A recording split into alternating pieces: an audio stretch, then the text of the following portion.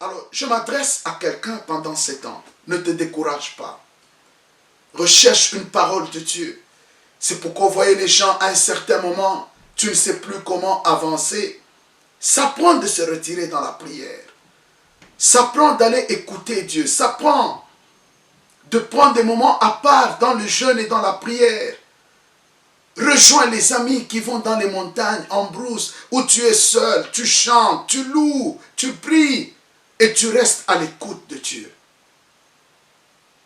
Alors en ce moment-là, tu seras édifié, tu seras consolé, tu seras exhorté. Et ça va changer ta vie. Et tu seras une bénédiction pour ceux qui t'entourent. La prophétie, elle commence d'abord par soi-même, la parole que nous avons reçue. Quelqu'un d'autre peut venir apporter l'édification, l'exhortation, la consolation dans ta vie. Ce n'est pas une affaire de commerce. Ce n'est pas une affaire de manipulation. Non, ça, je condamne. Je condamne ces gens qui viennent avec des paroles à tout bout de champ. Il faut leur donner l'argent, il faut leur donner nos biens et tout ça. Je suis loin de tout ça.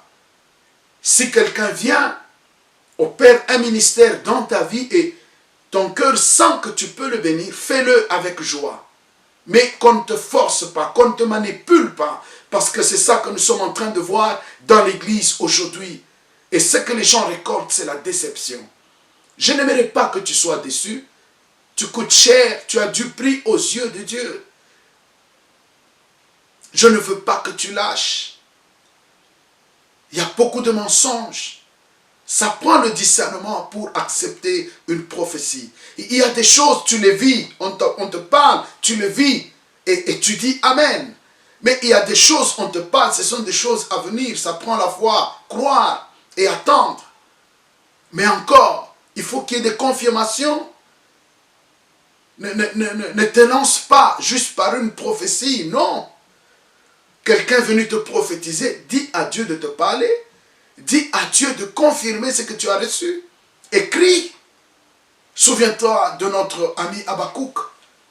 Dieu lui a dit, écris ces choses. Toi aussi, il faut écrire. Il ne faut pas laisser toutes les paroles s'envoler. Beaucoup de gens écoutent les prophètes du matin jusqu'au soir. Ils n'ont jamais écrit. Alors c'est tout à fait normal que demain, tu ne saches pas ce que tu dois faire parce que tu n'as pas écrit. Quand tu as écrit, tu lis chaque jour, ça va t'aider de bien marcher. Alors, avec le peu que nous avons partagé aujourd'hui, j'aimerais que tu restes dans la présence de Dieu. Rien de plus beau dans la présence de Dieu quand il nous parle, pour nous-mêmes, pour les autres. Ça fait une grande joie. Alors ma prière, s'il y a une prophétie qui te trouble, un songe, une vision, appelle-nous. On va t'aider. Appelle-nous, on va prier ensemble. Si tu as besoin d'une direction, tu veux que le Seigneur te parle, consulte-nous, on va t'aider. Ne reste pas seul à te poser trop de questions. Il faut que tu sois édifié, il faut que tu sois consolé, il faut que tu sois exhorté. Il y a une parole pour toi. Chaque jour, il y a une parole pour toi. Pour le problème que tu as, il y a une parole. Est-ce que vous savez, il y a des gens qui sont troublés parce qu'ils sont bénis. Ils ne savent pas quoi faire avec leur bénédiction. Ça prend Dieu de parler. Et quand Dieu parle, il prophétise. Oh, que c'est beau d'écouter Dieu. Parmi les choses qui ont changé complètement ma vie, c'est quand j'ai commencé à écouter la voix de Dieu. quand j'ai commencé à me familiariser avec la voix de Dieu dans ma vie, ça a changé complètement ma vie. Et c'est une bénédiction pour mon ministère. Et que j'exhorte tous ceux qui sont dans mon entourage d'écouter Dieu. C'est toute une école. Ça prend toute une initiation pour écouter la voix de Dieu. Ça prend une expérience avec le Saint-Esprit. Alors j'aimerais que tu lises 1 Corinthiens à partir du chapitre 12. Tu vas jusqu'au chapitre 14. Lis tout ça, ça va beaucoup t'aider. Ça va beaucoup t'édifier. Alors que Dieu vous bénisse. Partout où vous êtes dans le monde, je vous bénis au nom de Jésus.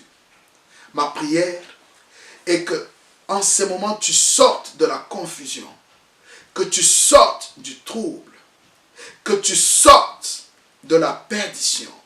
J'aimerais que tu sois éclairé à tous égards. Dans le nom de Jésus, je suis en train de parler la paix dans ton esprit, la paix dans ton cœur. Et j'aimerais que tu reçois des paroles qui vont t'aider à te découvrir, qui vont t'aider à marcher, des paroles qui vont t'édifier et tu seras béni.